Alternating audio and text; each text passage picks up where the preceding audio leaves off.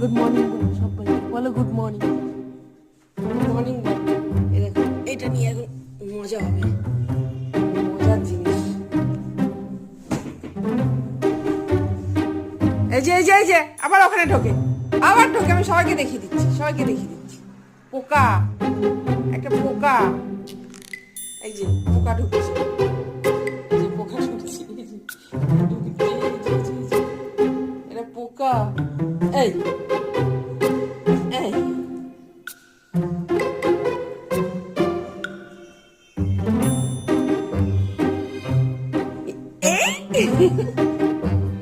কি হলো, কি হলো?